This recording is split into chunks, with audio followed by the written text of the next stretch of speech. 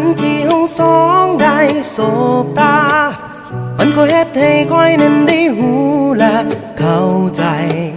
บ่ต้องเอ่ยปากมาก็ยังหูความในหากเขาเปลี่ยนไปใจเจ้าเปลี่ยนแปลง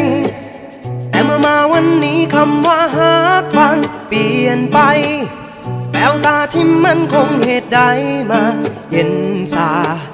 บ่ต้องเก็บมันไว้มีสิ่งใดที่ค้างคาให้เจ้าบอกมาเหตุผลที่ต้องการไปคำตอบที่อยู่ในหัวใจเอาเก็บไว้ค่อยทรมานคนหนึ่งที่เจ้าบ่ต้องการอยากจะฟื้นหนึ่งเวลาเอาไว้ขาดเจ้าไปแต่หัวใจคอยยังต้องการอยากให้วันนี้มันหวนไปดังเมื่อวานสูญเสียเจ้าไปเปรียบเหมือนเสียทุกอย่างคอยคงหับความจริงนั้นบ่ไหว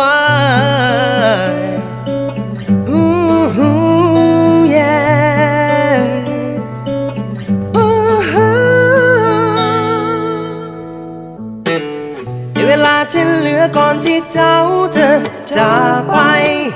มีคำขอสุดท้ายค่อยได้ยินคำว่ามันก็คงบอกเป็นสิ่งที่ยากเกินไปให้เป็นความทรงจำสุดท้ายคำตอบที่อยู่ในหัวใจเราเก็บไว้ค่อยทรมานคนหนึ่งที่เจ้าบ่ต้องการอยากจะฟื้นหนึ่งเวลาเอาไว้ขาดเจ้าไปแต่หัวใจค่อยยังต้องการอยากให้วันนี้มันหวนไปดังเมื่อวานสูญเสียเจ้าไปเปรียบเหมือนเสียทุกอย่างค่อยคงหับความจริงนั้นบ่ไหว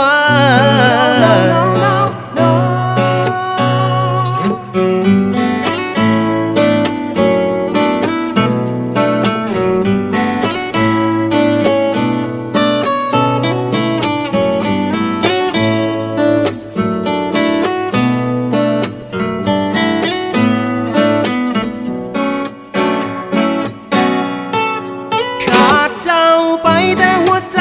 คอยยังต้องการอยากให้วันนี้มันหวนไปดังเมื่อวานสูญเสียเจ้าไปเปรียบเหมือนเสียทุกอย่างคอยคงหับความจริงนั้นบ่ไหวขาดเจ้าไปแต่หัวใจคอยยังต้องการอยากให้วันนี้มันหวนไปดังเมื่อวานสูญเสียเจ้าไปเปรียบเหมือนเสียทุกอย่างคอยคงหับความจริงนั้นบ่ไหว